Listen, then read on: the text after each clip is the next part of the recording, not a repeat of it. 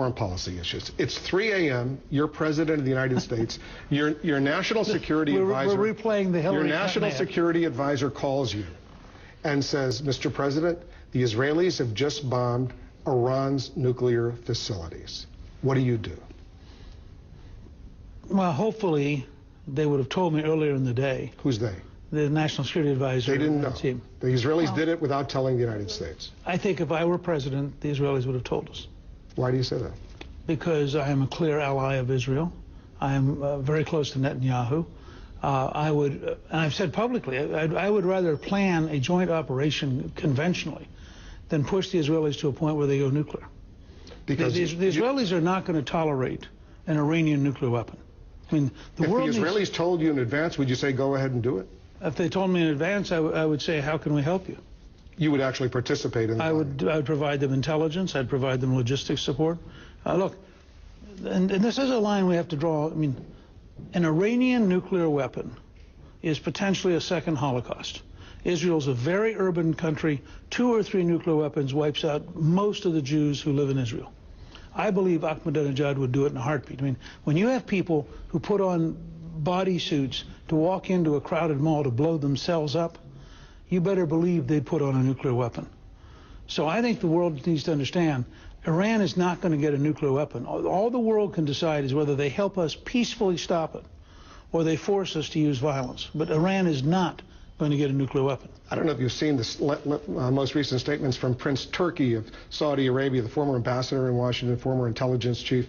He says that if the Saudis see the Iranians getting a bomb, the Israelis already have a bomb, Saudi Arabia may decide to get a nuclear bomb. They will decide to get a bomb. I mean, we're at the edge of the nightmare. We frankly may have crossed over with Pakistan. And my guess is Pakistan has well over 100 nuclear weapons, and that the Pakistani military is so penetrated by extremist elements, you have no idea if one morning they're going to lose 3 or 4 of them. I mean, just have them stolen. I worry. The Pakistani military is capable of protecting that nuclear arsenal? Well, the Pakistani military was capable of protecting bin Laden for 6 years. You believe that they do about it? It's inconceivable that he could have been in. That was a national military city. Their major military university is 1 mile from his compound. Now, do I think bin Laden was sitting a mile away from the National Military University and nobody noticed it in their intelligence service? It's inconceivable.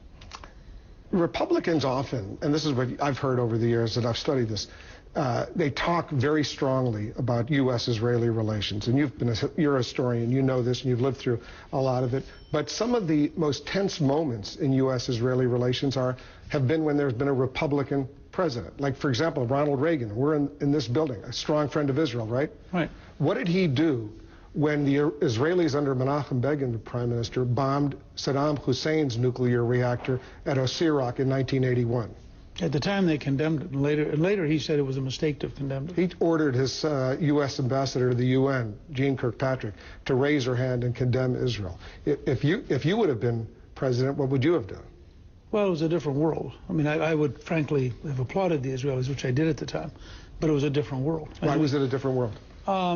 I think at the time you had a lot more worries about the Soviet Union. I mean, Reagan was totally focused on defeating the Soviet Empire. And he didn't want anything which made that more complicated. And he had just cut a deal with the Saudis to flood the world with oil, to drive down the price of oil, to break the Soviet economy by cutting off all their hard currency. And so he also had the Saudis engaged in funding the Mujahideen in Afghanistan. So they were very cautious about getting the Arab world upset in that period. And that's why he also, remember, there was a very tense period when the Israelis occupied part of Lebanon. And it's the same reason. I mean, Reagan had a hierarchical principle in his mind. His job was to finish off the Soviet Empire. He wasn't prepared to deal with the post-Soviet world, and he would have said so. And frankly, if you look at that 8-year campaign against the Soviets, it is one of the great strategic achievements of all time. Would you move the U.S. Embassy from Tel Aviv to Jerusalem? The first day. It'll be an executive order I signed the day I'm inaugurated. And what would happen if the Arab countries sever relations with the United States, Muslim countries, as a result of that? I was just... the Saudis aren't going to sever relations with the United States. The Emirates are not going to sever relations. They're too afraid. They've threatened over the years if the U.S. were to do that, that's what they would do. They're too afraid of Iran right now. But I would also say to them, fine. You want to prove to us how much you hate Israel? Prove it. This is nonsense. Countries are allowed to define their own capital. Remember, these are countries that don't even admit that they're allowed to exist. I mean, I'm frankly, and I'm talking about it today, I am really fed up with this fiction that we should be grateful that the Obama administration has funded the Iron Dome to stop missiles from Gaza. We're not asking the question, how come Hamas is firing missiles from Gaza? I mean, if people were firing missiles into the U.S., do you think we'd be talking about a peace process? You know better. We would be annihilating them. Would you condemn Israel for building settlements on the West Bank?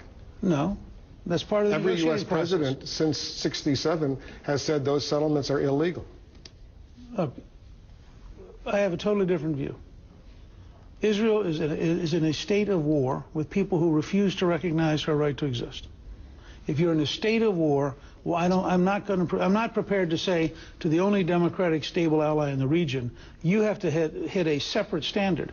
You know, Abbas, the head of the Palestinian Liberation Authority, as recently as a couple of months ago said, we do not recognize Israel's right to exist. In November, the PLA ambassador to India said, anybody who thinks there's any gap between us and Hamas is kidding themselves. We do not recognize Israel's right to exist. These are the so-called moderates. Now, why should you say to the Israelis, please don't offend people who openly say they want to wipe you out? If the Prime Minister of Israel were to say to you as president, please free Jonathan Pollard, the convicted Israeli spy, what would you say? I will say as a candidate that I want a thorough review because every Secretary of Defense in both parties, I believe, has said no. And I want to thoroughly understand why they have said that. You don't know you haven't looked into it at this point? There are secrecy things involved here that I frankly don't want to have access to as a candidate, and I don't think it's necessarily appropriate to have access to it. But I'm very cautious about what position I would take on that. I am prepared to say my bias is towards clemency, and I would like to review it. He's been in a very long time. But we're pretty tough about people spying on the United States, and I also have a study underway to compare his sentence with comparable people who have been sentenced for very long sentences for comparable deeds. Mr. Speaker, thanks very much. Good to be with you. Good luck. Always fun.